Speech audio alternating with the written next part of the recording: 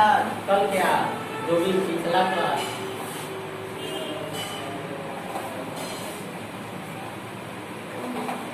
उसमें हेडिंग दिलवाए थे आर्हेनियस समीकरण। एक आर्हेनियस समीकरण क्या है? अब आर्हेनियस समीकरण को समझने के लिए एक चीज को हमको समझना बहुत जरूरी है।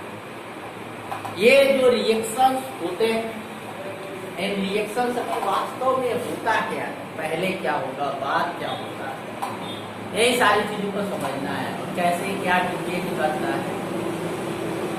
तो कोई भी रिएक्शन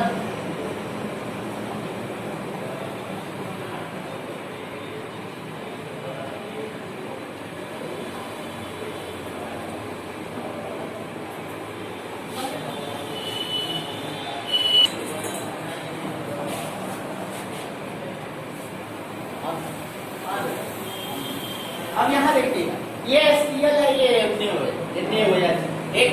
अब जाहिर सी बात है ये टूट रहा, टूट के पहले अलग अलग और अलग अलग होने के बाद नए तरीके से फिर टूटेगा।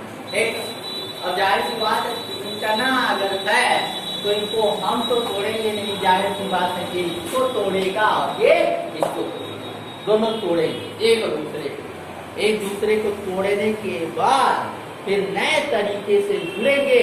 टूटेगा तो जाहिर सी बात है ये H और Cl और ये Na और OH।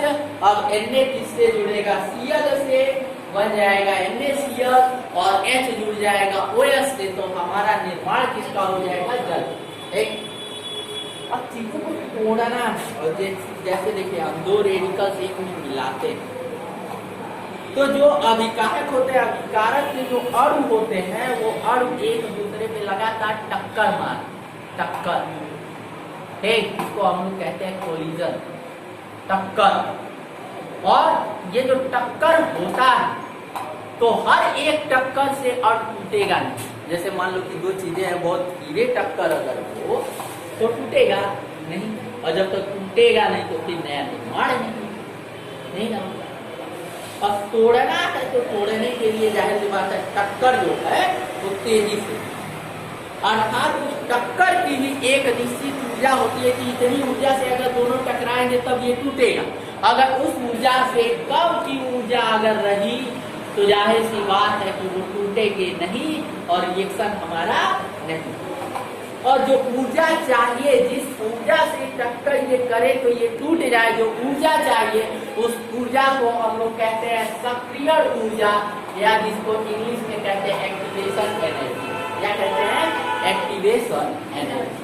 ठीक, अब ये एक्टिवेशन एनर्जी मिलता है, हेडिंग हमारा होगा ताप और किसमें संबंध, वेग। एक अब क्रिया का वेग और ताप में संबंध, यही समीकरण है। इस समीकरण को कौन दिखाएगा, आर्हेनियस। ठीक, अब यहाँ देखिए ये जो मैंने कहा कि सक्रिय ऊर्जा, सक्रिय अगर ऊर्जा है वो सक्रिय अगर है तो एक दूसरे को तोड़ देंगे। अगर सक्रिय ऊर्जा से उनकी ऊर्जा क्या है, कम है, तो वो एक दूसरे को तोड़ नहीं पाएंगे, और जब नहीं तोड़ पाएंगे तो रिएक्शन हमारा होता है। ठीक, और सक्रिय ऊर्जा जितनी अधिक रहेगी, जितनी तेजी से टकराएंगे उतनी जल्दी क्या करेंगे, टूटेंगे। और अब क्रिया का वेग क्या होगा, बढ़। अब सक्रिय ऊर्जा को बढ़ाने के लिए यहाँ हम करते क्या है, टेम्परेचर इंक्रीज कर, टेम्परेचर को बढ़ाते हैं। और जब भी कोई भी रिएक्शन होता है तो रिएक्शन कराने के लिए ये मस्ट इम्पॉर्टेंट होता है कि जो भी हमारा रिएक्टेंट है, रिएक्टेंट लिक्विड फॉर्म में, किस फॉर्म में होना चाहिए, liquid form.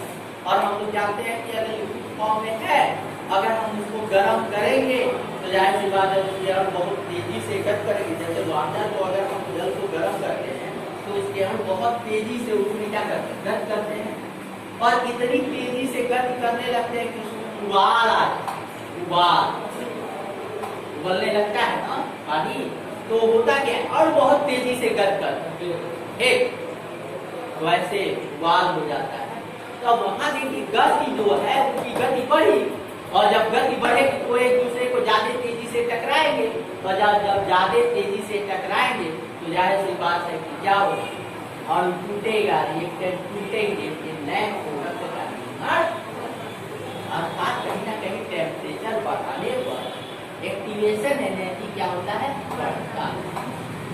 Low energy form में होते हैं, उनकी एनर्जी हाई हो जाती है और जैसे ही एनर्जी उतनी ऊर्जा तक पहुंच जाए कि वो अणु को तोड़ सके, और जब उतनी ऊर्जा हो जाएगी तब रिएक्शन हमारा स्टार्ट तेज।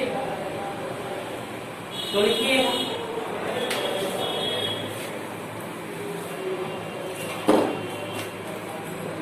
यही चीज है, एक्टिवेशन एनर्जी को लेकर के सारी चीजों को दिखा रहा है।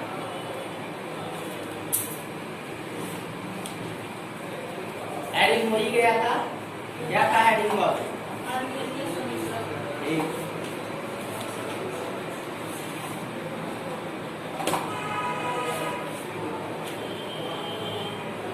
लिखिएगा किसी अभिक्रिया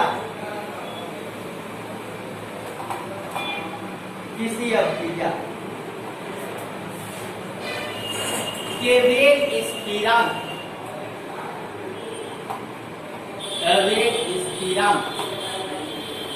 कैपिटल के और कैपिटल के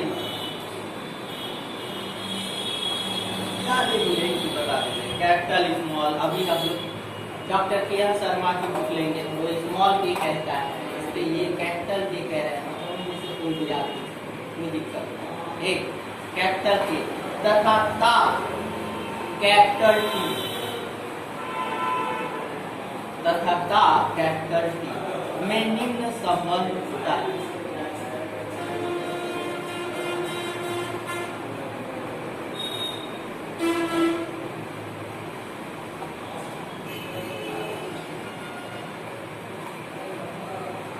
निम्न संबंध होता है।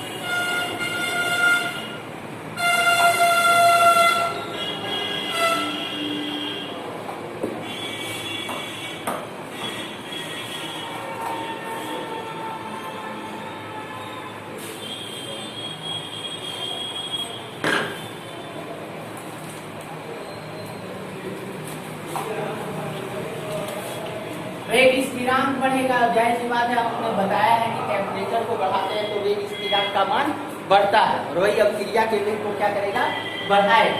तो अभिक्रिया के वेग को बढ़ाने के लिए वेग स्थिरांक का मान बढ़ना चाहिए, और वेग स्थिरांक यानी कैपिटल के इक्वल टू होता है ए इनटू ई का पावर माइनस ई ए बटा आर। देख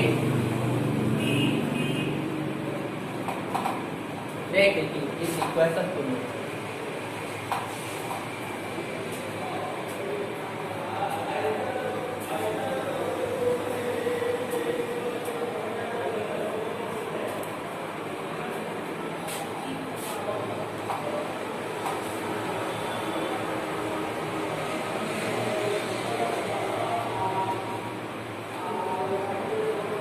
हो गया। अब आगे ये हमारा क्या है, वेग स्थिरांक इक्वल टू ये क्या है, इसको कहते हैं आर्कीनियस कांस्टेंट। क्या कहते हैं, आर्कीनियस कांस्टेंट या आर्कीनियस नियतांक। ये क्या है, ये क्या है हमारा करिश्मा,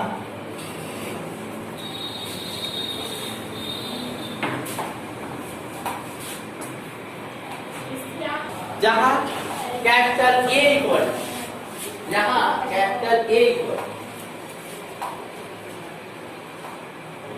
कैपिटल ए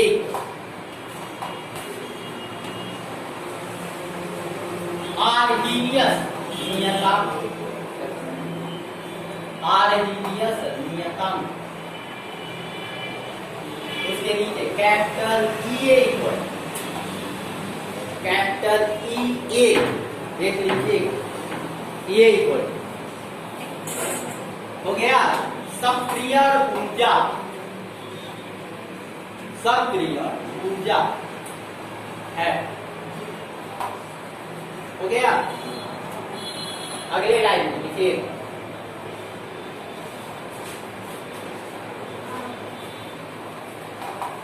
दोनों पक्षों का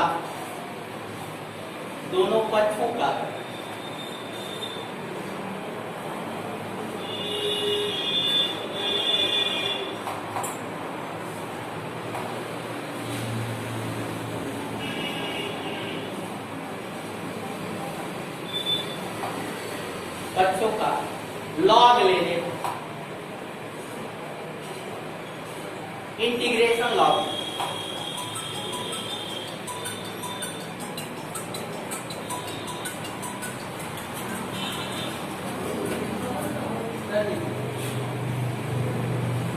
हो गया?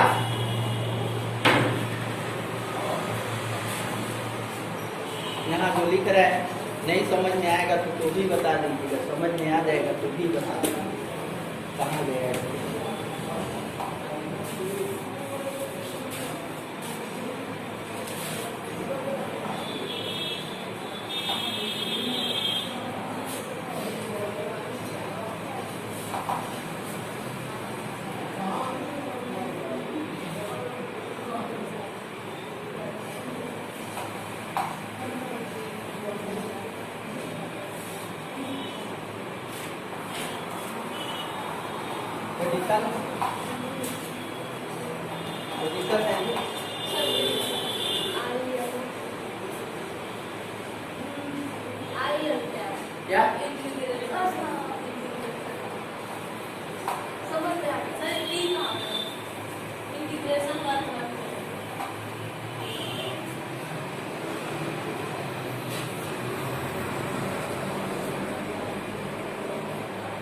क्या है ना, नहीं समझ में आएगा।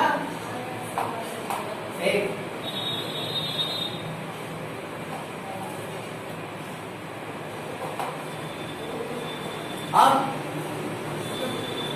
अब क्लियर, अभी आ गया ना। कहोगे कि इसमें कहोगे सर जी ई कहाँ है, तो अब कहीं यहाँ हो गया। आगे देखिए,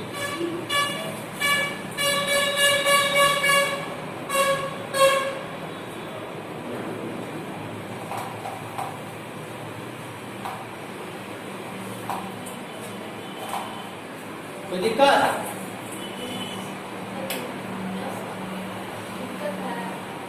क्या दिक्कत? अरे दिक्कत क्या है?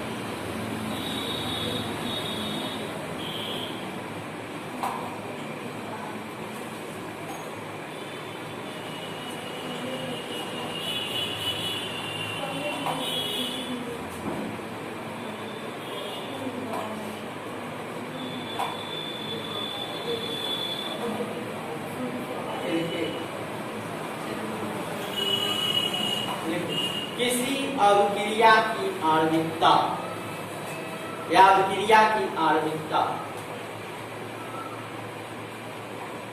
अभिक्रिया की आणविकता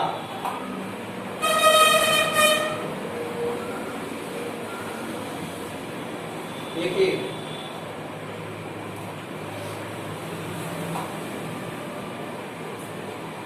किसी संतुलित रासायनिक समीकरण, किसी संतुलित रासायनिक समीकरण में भाग लेने वाले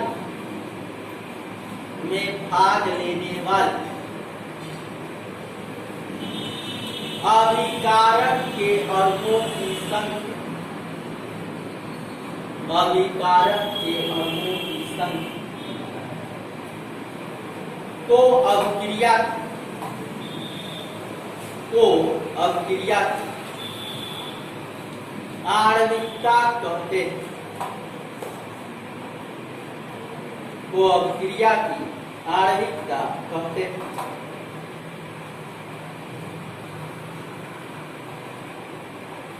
ओके, अगला हेडिंग लिखिएगा अभिक्रिया की ऑर्डर, अभिक्रिया की कोड।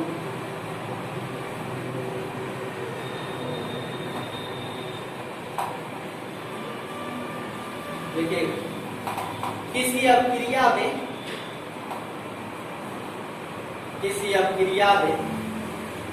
अभिकारक अणुओं की वह संख्या,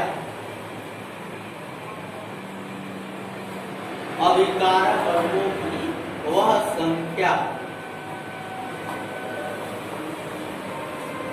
जो अभिक्रिया का वेग नियम लिखने में, जो अभिक्रिया का वेग नियम लिखने में प्रयुक्त होती, जो अभिक्रिया का वेग नियम लिखने में प्रयुक्त होती अभिक्रिया की कोट कहलाती है। अभिक्रिया की कोट कहलाती है।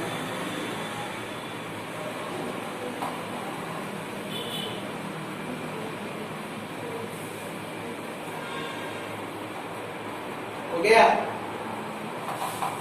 ये दोनों हेडिंग इंपॉर्टेंट कर लीजिए। उसका मैक्सिमम टाइम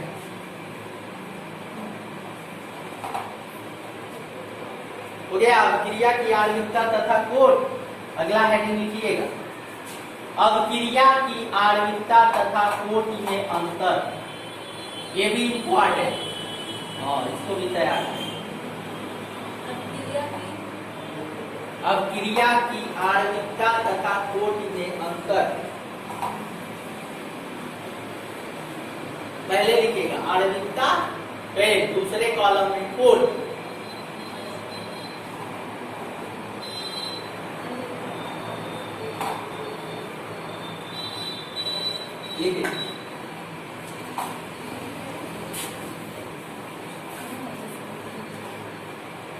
आणविकता में फर्स्ट नंबर, किसी अभिक्रिया में भाग लेने वाले, पहला नंबर, किसी अभिक्रिया में भाग लेने वाले अभिकारक के अणुओं की संख्या, अभिकारक के अणुओं की संख्या को अभिक्रिया की आणविकता कहते हैं।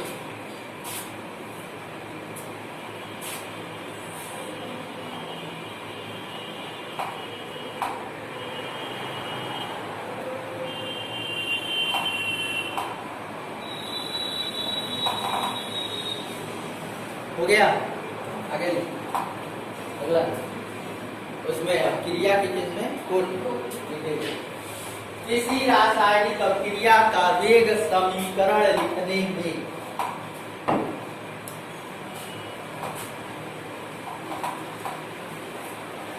किसी रासायनिक अभिक्रिया का वेग समीकरण लिखने में प्रयुक्त अभिकारक के अर्थों की संख्या, प्रयुक्त अभिकारक के अर्थों की संख्या,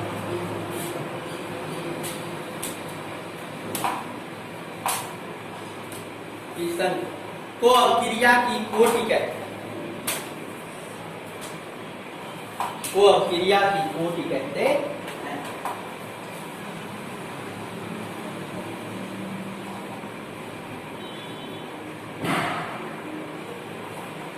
एक अगला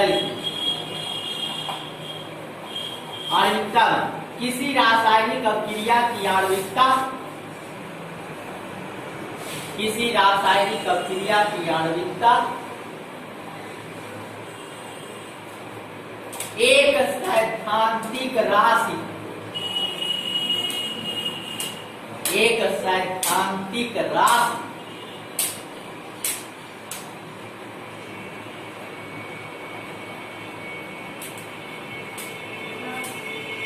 सैद्धांतिक थ्योरेटिकल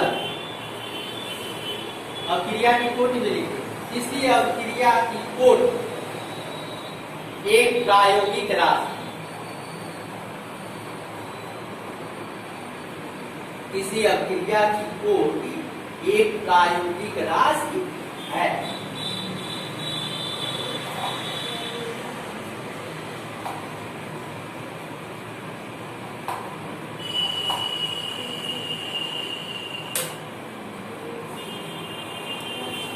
अगला अपक्रिया की आणविकता, किसी अपक्रिया की आणविकता, किसी अपक्रिया की आणविकता शून्य कॉमा भिन्न या ऋणात्मक नहीं हो सकती, या ऋणात्मक नहीं हो सकती।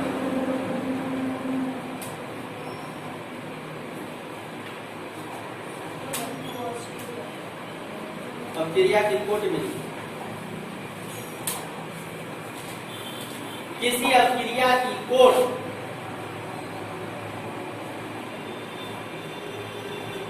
किसी अपक्रिया की कोटि शून्य कॉमा भिन्न हो गया तथा ऋणात्मक हो सकती।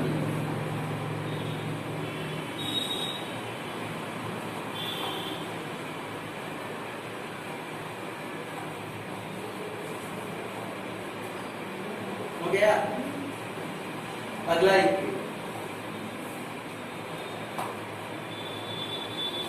देखिए, किसी अपक्रिया की आणविकता, किसी अपक्रिया की आणविकता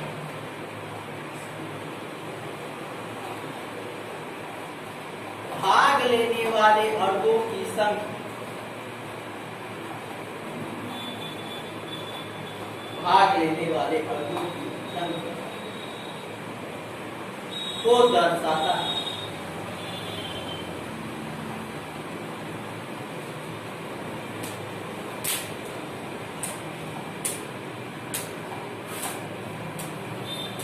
हो गया अगला लिखिए, किसी अपक्रिया की कोटि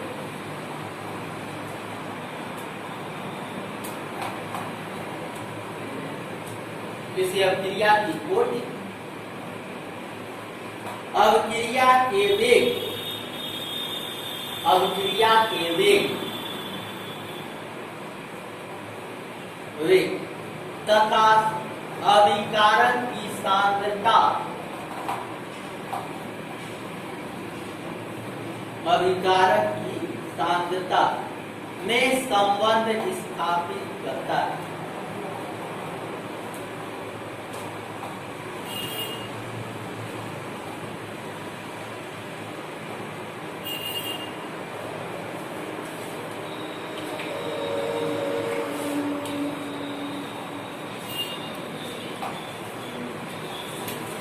हो गया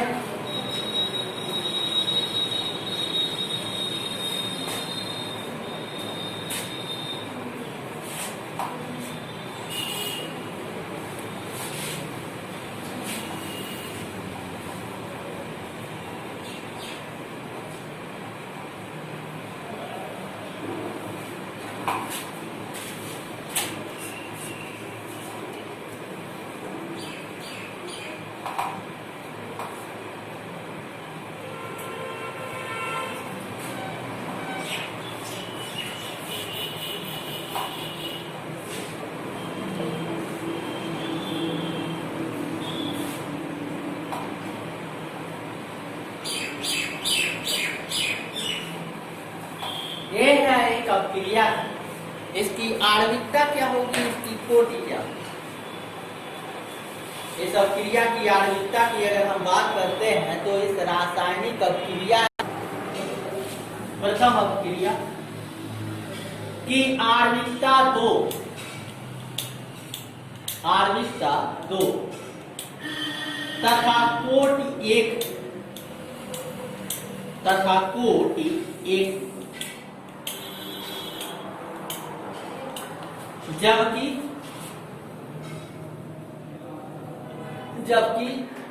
द्वितीय अवक्रिया की, जबकि द्वितीय अवक्रिया की आर्विकता 3, आर्विकता 3 तथा कोट, तथा कोट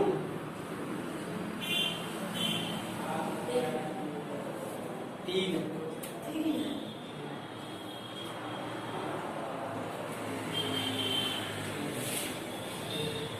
हो गया। अगला हेडिंग देखिएगा, शून्य कोट की अवक्रिया।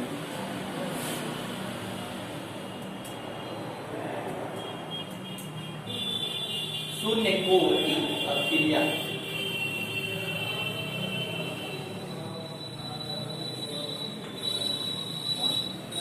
देखिए, वह रासायनिक अवक्रिया, वह रासायनिक अवक्रिया जिसका वेग, जिसका वेग अभिकारक की सांद्रता, अभिकारक की सांद्रता पर निर्भर नहीं करता।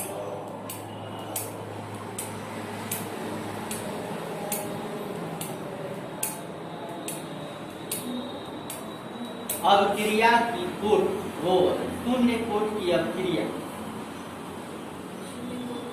शून्य कोट की अवक्रिया कहलाती है।